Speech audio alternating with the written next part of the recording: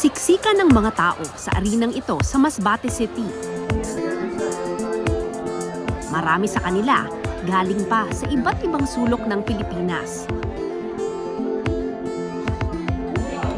Tuwing Abril, ang karaniwang tahimik na probinsyang ito nagtatransform sa isang maingay at magulong piyesta.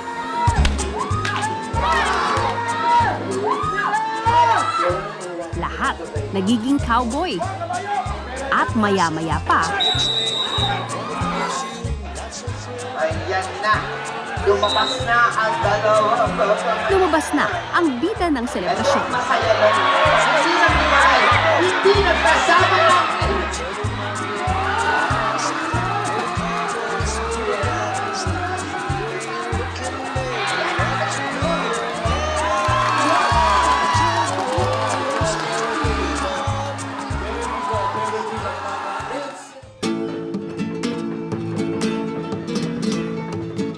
Pagdating mo pa lang sa Masbate, animoy napunta ka sa Wild Wild West.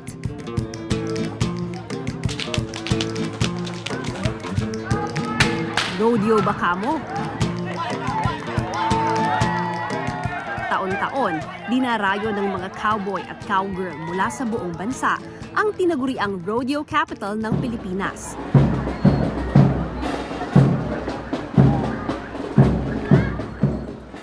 Ang Rodeo Arena, ginawang isang malaking country fair para sa 28th National Rodeo Finals. Pagka nakakabalita ng may rodeo pala sa Pilipinas. May cattle culture pala, may cowboy pala talagang totoo sa Pilipinas. Ganun yung reception na somehow nakakatuwa. But when they get to immerse dito sa Masbate, they go to the farm, to the ranches, they kita, ay, ito pala buhay talaga dito. Malaking bahagi ng kultura ng mga Masbateño ang rodeo, kaya napakaraming estatwa ng cowboy sa probinsya. Uso rin ang cowboy outfit dito, kahit naglalakad lang sa kalsada o papasok sa eskwela. 1990 sinimulan ang Rodeo Festival. Humina raw kasi ang cattle industry na ikinabubuhay ng mga taga-Masbate. Para tulungan ang mga ranchero, nabuo ang Rodeo Masbateño Incorporated at naisipan nilang gumawa ng Rodeo Festival. Rodeo Festival is celebration ng skills ng mga cowhands, ranch workers, cowboys. And sa participants natin, all over the country dumarating. Para na nga siyang mecca ng mga cowboys. Sa bisperas ng rodeo competition, dinala na ang mga baka sa rodeo arena.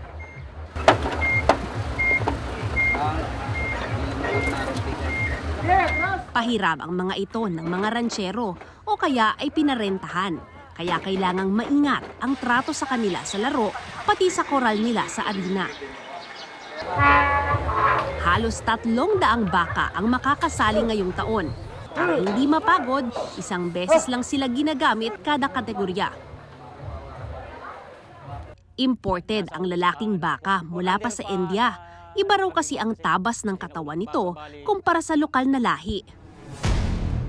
May 3 kategorya ang Rodeo Festival: Professional, Student Men, at Student Women. 7 naman ang games bawat kategorya, maliban sa babae na 6 lang.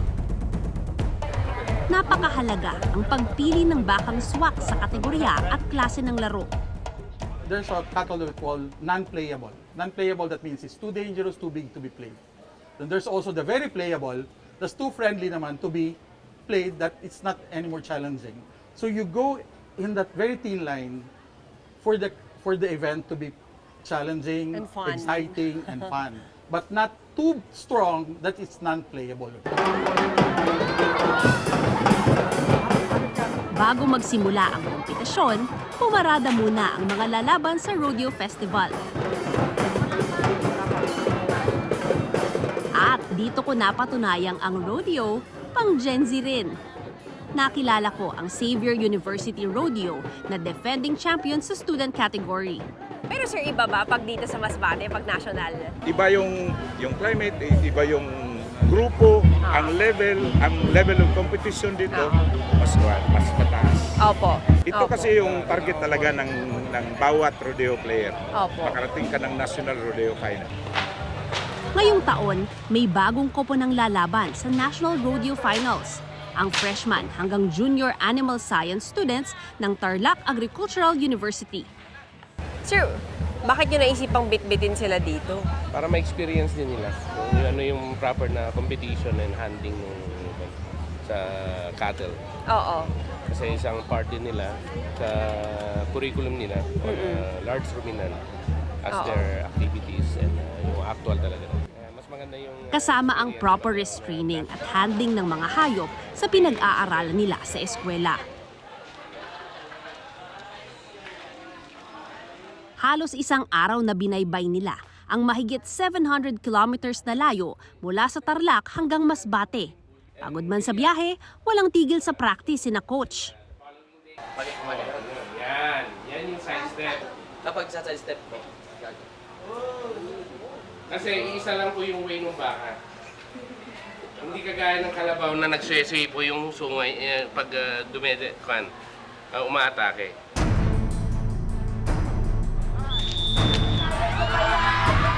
Pagbukas pa lang ng games sa Rodeo Festival, ma-action na agad dahil professional cowboys ang sumabak, mga veterano na sa labanan.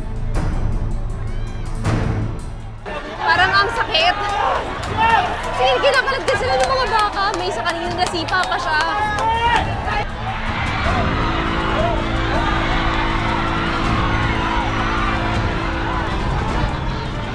Sa karambola, may apatan. At dalawahan.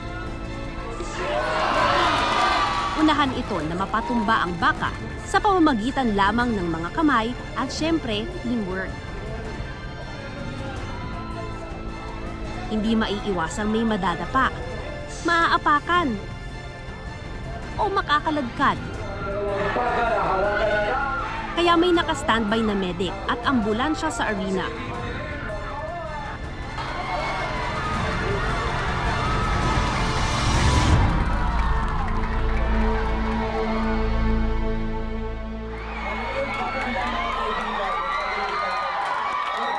Hindi natitinag ang mga estudyante sa panonood. Marahil, kumukuha ng teknik sa mga matitinik. Paano ba malalaman, sir, kapag okay na? Pag natumba kayo, Yan, pag natangilin. tatali mo po nila. Okay. Maliban sa bull riding, ang goal ng lahat ng laro ay mapatumba ang baka nang hindi masasaktan. Kailangang talian ang mga paa para hindi makatayo. Binibilangan ito ng 10 seconds. Kapag successful, itinataas ang green flag. Red naman para sa mga disqualified.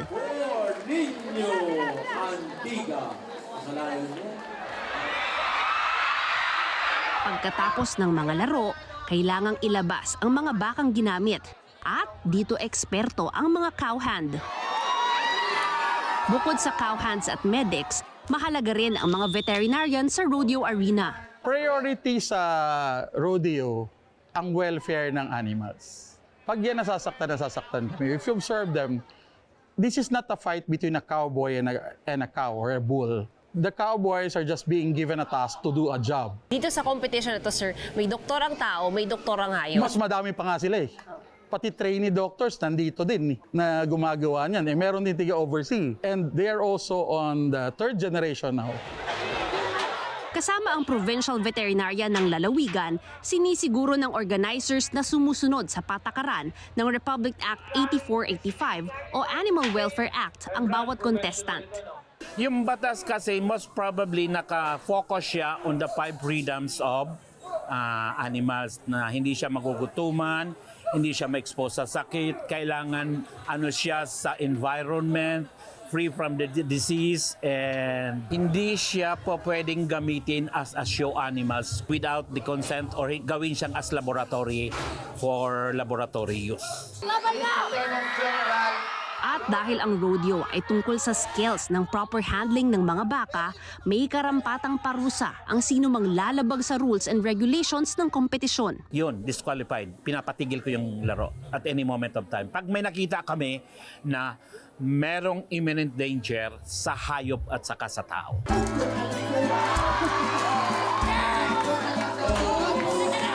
Sa tuwing pinipilipit ang leeg ng mga baka, sa loob-loob ko, hindi ba mababali ang mga buto nito? Ang best way to restrain them is just to twist the head, then pull them down, then pull the tail on the side, iwanan mo na yung ulo, then restrained na yan. Tapos talian mo na lang para mo bigyan ng gamot. Reason, hindi naman niya pwedeng sabihin na lapit ka rito, gagamutin kita. Kanya iba din ang pag-asikaso and they're way bigger than us. Iba ang handling sa kanila. Pero on top of everything, yung kanilang welfare. Making sure na hindi maipit ang leeg ng baka.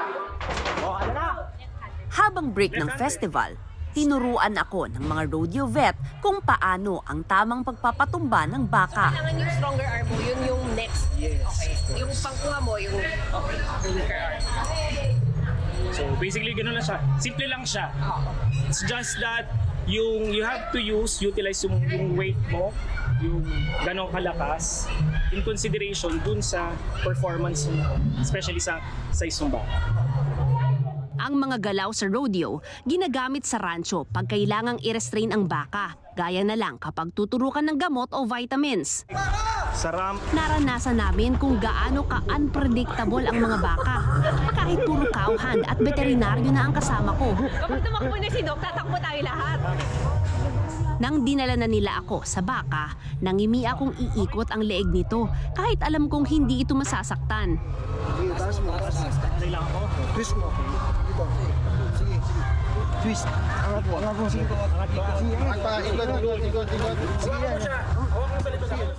alright, good.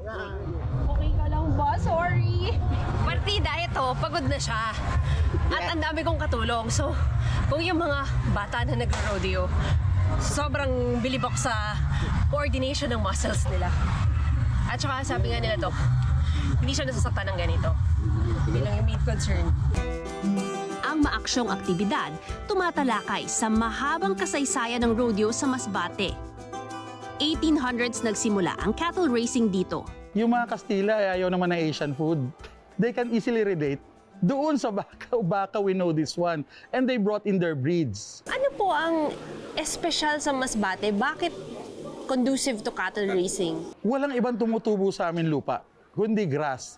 Napakaliit, napakanipis ng topsoil niya. And yung aming terrain ay rolling hills, which is perfect for cattle racing. Not to mention ang location.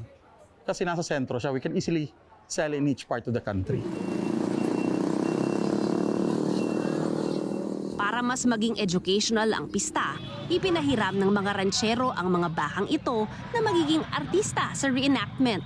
Noong unang panahon, itong ginagawa ng mga ranchero kapag dadali nila yung mga baka papunta dun sa port para gawing cargo. Dahil wala namang sasakyan, ilalakad lang nila. Ang tawag dyan, cattle drive o avance, galing sa Spanish word na avance. Pero may mga cowboy para masiguro na hindi liliko pa kaliwa o pa kanan yung mga baka. Lalo ngayon kasi maraming nanonood sa kalsada para walang madisgrasya.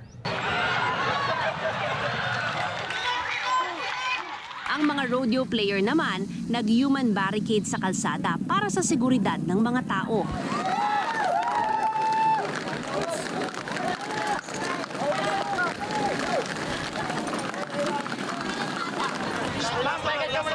Pero meron pa rin nakalusot. May isang baka na hinuli. Kasama to sa cattle drive, tinalian na ng mga cowboy.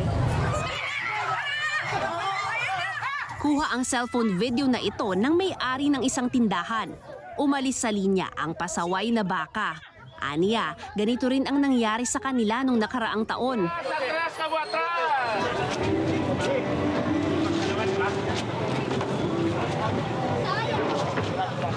Okay, no? Hindi simetriko. Makikita, darling. Sa arena, mga estudyante na ang sasalang. Naghahanda na ang Rookie University para sa unang sabak nila sa Rodeo Festival. Ngayong taon, 18 schools ang mga sasali.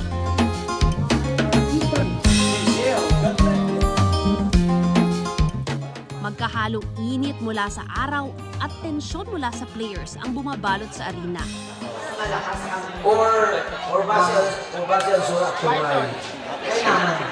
Unang event ng mga estudyante ang bullwhipping.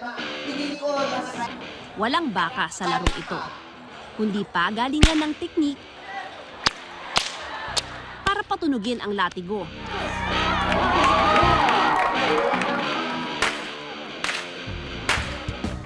Sa farm, ginagamit ang tunog mula sa latigo para mapasunod ang mga baka ng ransyero. Si Shuli ang unang lalaban para sa Tarlac team.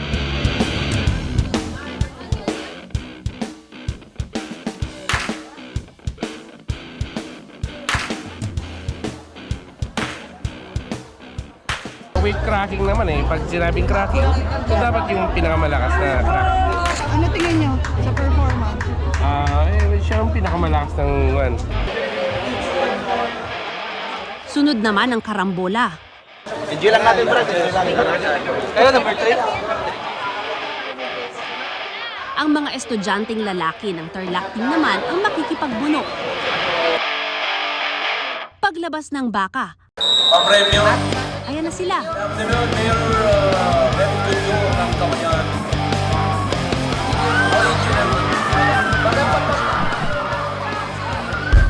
Sa totoo lang, nakakataranta panoorin.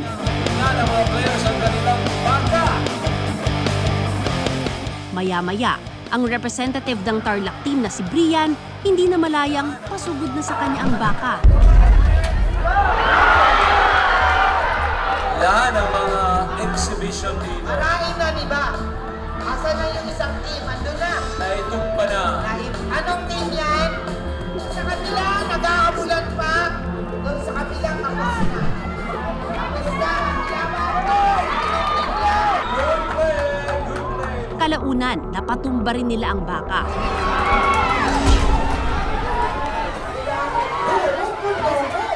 Pero diretso sa medic ang team members.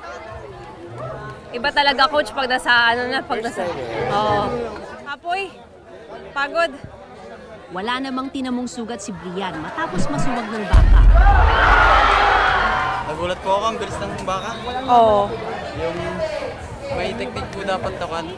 Kapag masugod sa yung baka, yung side step lang po dapat. Kasi late reaction. Oo. Masakit. Saan ano? Sakto po yung ulo niya dito. Oo. Buti nga po, walang sungay. Oo. Walang naman sugat, tinignan mo na.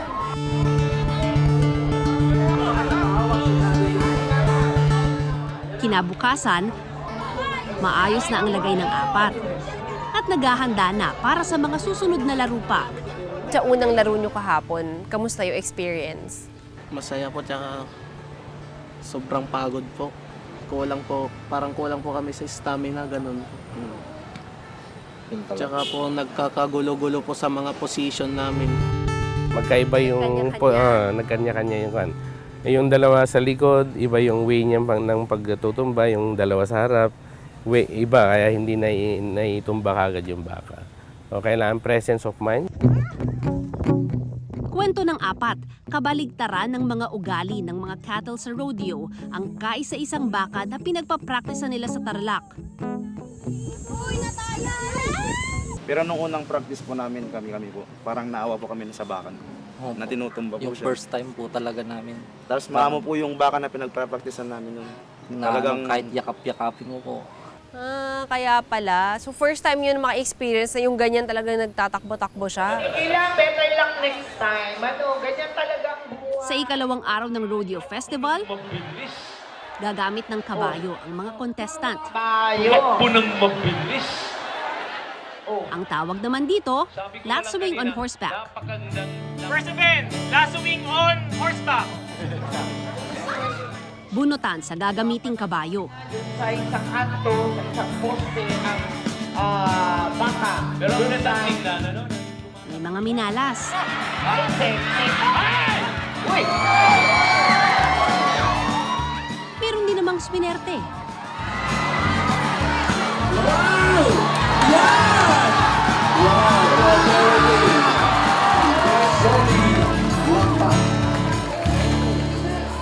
Natutunayan po, limis lampak na hindi siya talaga lampak. Si Shuli lalaban ulit sa last wing on horseback. Itong kabayo nito, hindi pa. Yung nabunot na kabayo ni Shuli, yun din yung kanina, yung medyo wild na kabayo, kaya nahulog yung isang player. Kaya ngayon, hindi natin kung kaya niya kontrolin yung kabayo. Dahil, sila buwan. Oh, go Shuli!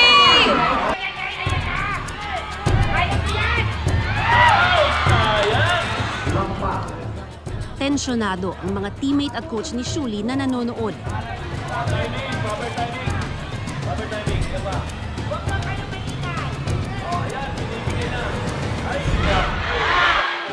Hindi na nahuli ni Shuli ang baka dahil pahirapang kontrolin ang kabayo niya.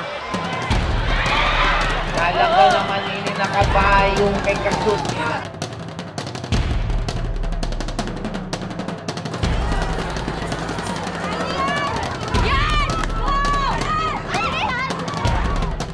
Pero sa totoo lang, kahanga-hanga si Shuli dahil matindi ang kapit niya sa kabayo.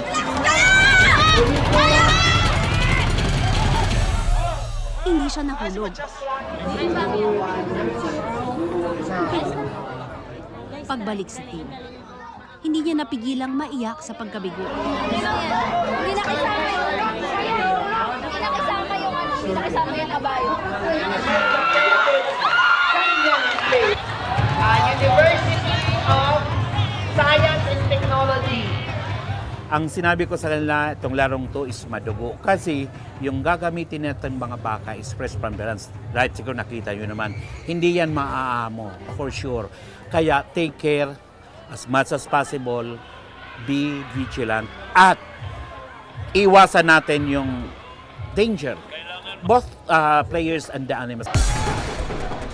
Si Driven naman ng Tarlac team sa wrestling on horseback din kasali.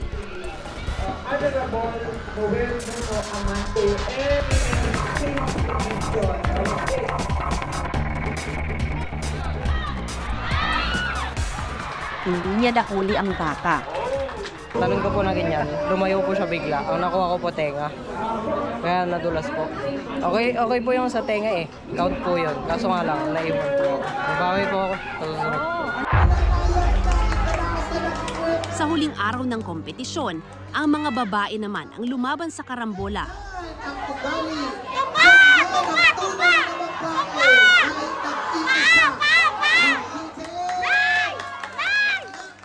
Pero dito, mas naging malinaw sa amin na hindi biro ang kompetisyong ito. At maaaring mauwi sa emergency room.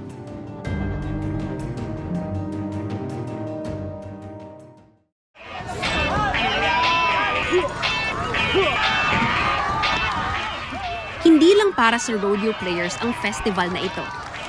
Inaabangan din ng mga basbatenyo ang Juego de Toro na may translation na Pasubag sa Baka. May 22 teams ang nagparehistro ngayong taon na binubuo ng 3 members kada team. 20 baka ang papakawalan.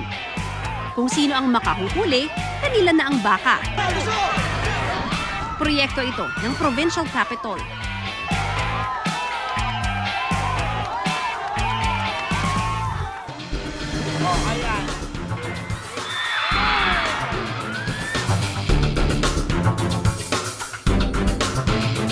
Kasing pisikal ng laro ng mga lalaki ang karambola ng women's team. Ang isa sa 4 ng miyembro ng Tarlac team na si Rosalie, naapakan ng baka ang paa kahahabol niya. Sa loob ng mahigit 1 minuto, mabilis nilang napatumba at natalian ng baka.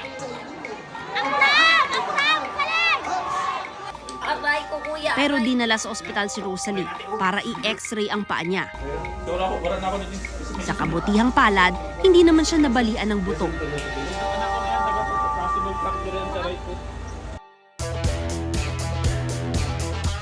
Ang pinaka-inaabangan ng mga manonood, ang bull riding. Ito ang pinakamatagal i-set up sa lahat ng event ng rodeo. Kailangan kasi secured ang lubid na itatali sa katawan ng baka para hindi siya mahulog.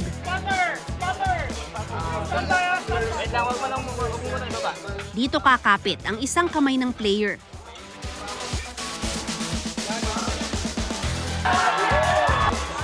Kung sa lahat ng laro, pabilisang mahuli ang baka, sa bull riding naman, patagalan ang labanan.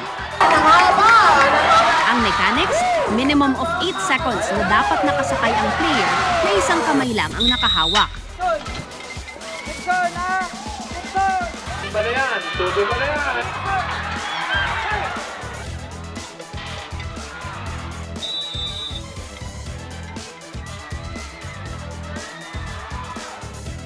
Kahit mga professional cowboy, swertihan sa baka na matutoka.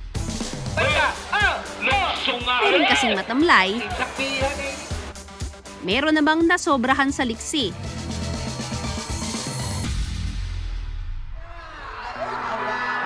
Hindi lang masayang piyesta para sa masbate ang rodeo festival. Paraan din ito para ipromote ang kanilang mga alagang hayop at bigyang halaga ang mga kamay na tumulong na hubugin ang kanilang probinsya.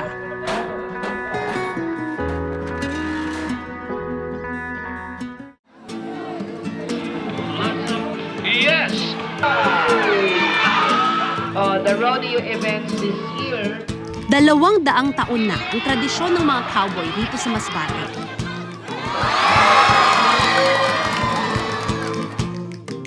Layon ng rodeo organizer na patuloy na itong tangkilikin. I'm hoping or I'm advocating na maipasa sa mga kabataan. Ngayon, ang volume ng estudyante napakalaki kumpara sa professional.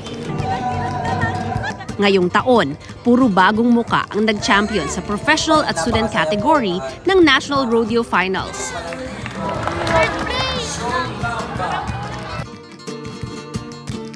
Marami na rin daw nagka-interes sa kurso ng agrikultura sa mga universidad.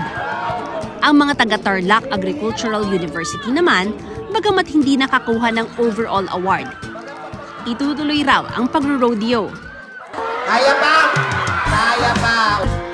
Ang maaksyong labanan sa pagitan ng tao at hayop ay isang nakatutuwang bahagi ng rodeo festival.